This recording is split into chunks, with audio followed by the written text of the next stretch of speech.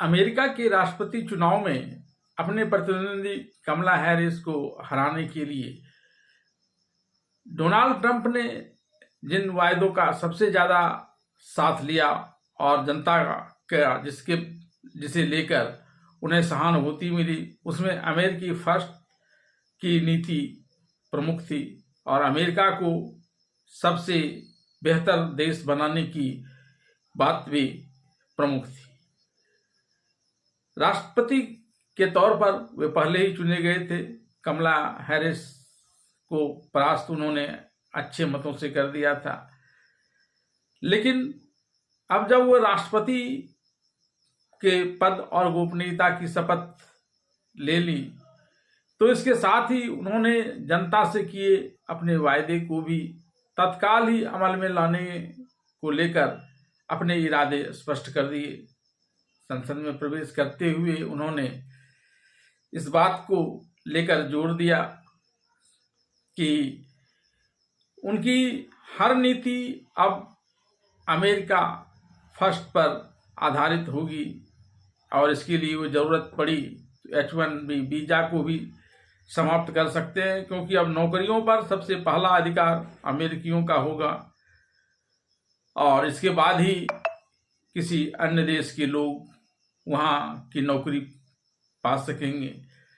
साथ ही उन्होंने इस बात को लेकर जोर दिया कि कुछ जगह पर चाइना के आक्रामक कदम से उनके व्यापार को हानि हो रही है, तो चाइना को भी इस अवसर पर उन्होंने आड़े हाथ लिया था और खासकर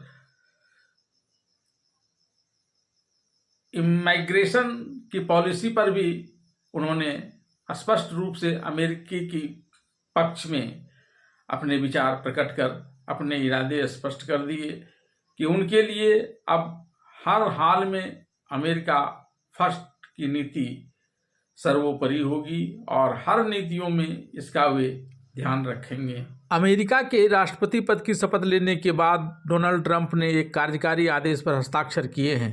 इस आदेश में अमेरिकी विदेश विभाग को यह निर्देश दिया गया है कि वे विदेश नीति अमेरिका के हितों की रक्षा को ध्यान में रखते हुए बनाएं।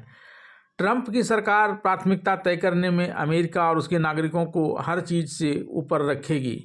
डोनाल्ड ट्रंप ने यह आदेश अमेरिकी सीनेट द्वारा मार्को रूबियो को विदेश मंत्री के रूप में स्वीकार कर लिए जाने के बाद दिया है। चुनावी भाषणों के दौरान ही ट्रंप ने यह स्पष्ट कर दिया था कि अगर वे सत्ता में होते तो रूस और यूक्रेन युद्ध नहीं होता। डोनाल्ड ट्रंप जिस अमेरिका फर्स्ट नीति का समर्थन कर रहे हैं वो यह कहता है कि पहले अमेरिकी नागरिकों की हित सोचो। इसलिए आज से ट्रंप और उनकी सरकार रूस और यूक्रेन युद्ध में फैसला भी अमेरिका फर्स्ट पॉलिसी को मजबूत करने की दिशा में उठाता और वह उन पैसों का इस्तेमाल मैक्सिको की सीमा पर अवैध प्रवासियों को रोकने के लिए करती। विश्व स्वास्थ्य संगठन से किनारा करने का ट्रंप का फैसला भी अमेरिका फर्स्ट की नीति को मजबूत करने की दिशा में उठाया गया कदम प्रतीत होता है। नागरिकता को लेकर भी ट्रंप प्रशासन ने अमेरिका फर्स्ट के सिद्धांत को ही सामने रखा है। ट्रंप ने यह साफ कर दिया है कि अब किसी भी प्रवासी को अमेरिका की नागरिकता नहीं मिलेगी। अब जन्म के आधार पर प्रवासियों के बच्चों को जो नागरिकता मिल जाती है वह भी संभव नहीं होगा। अमेरिकी राष्ट्रपति डोनाल्ड ट्रंप की अमेरिका फर्स्ट नीति ने अगर H-1B वीज़ा को समाप्त किया तो हज़ारों भारतीयों पर भी गाज गिर सकती है। अब तक डोनाल्ड ट्रंप ने जिस तरह की बयानबाजी की है उससे यह तो प्रतीत हो रहा है कि भारत अमेरिका संबंध में कुछ खास सकारात्मक नहीं होने वाला है।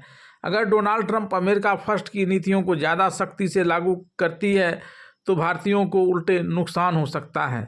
साथ ही टैरिफ बढ़ाने से व्यापार पर भी असर हो सकता है। लेकिन चीन के साथ व्यापार कम करने के अमेरिकी फैसले से भारत को फायदा होगा, क्योंकि अगर वे चीन के साथ संबंध नहीं रखेंगे तो भारत के साथ व्यापार करेंगे।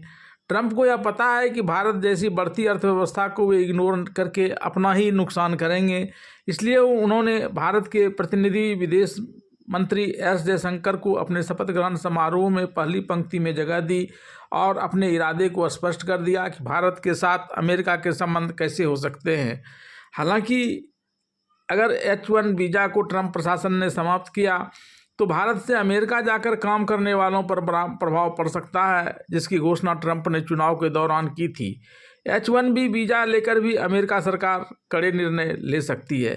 अमेरिका के नए राष्ट्रपति डोनाल्ड ट्रंप ने ऐसे कई फैसले किए हैं जिसकी चर्चा हो रही है। इसमें सर्वप्रमुख है अमेरिका की आव्रजन नीति।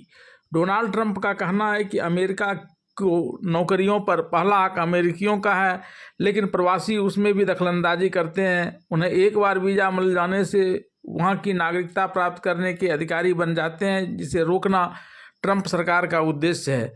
वे अमेरिका मैक्सिको की सीमा पर दीवार को पूरा कराने की बात कर रहे हैं ताकि उधर से अवैध रूप से प्रवासी अमेरिका में प्रवेश ना करें।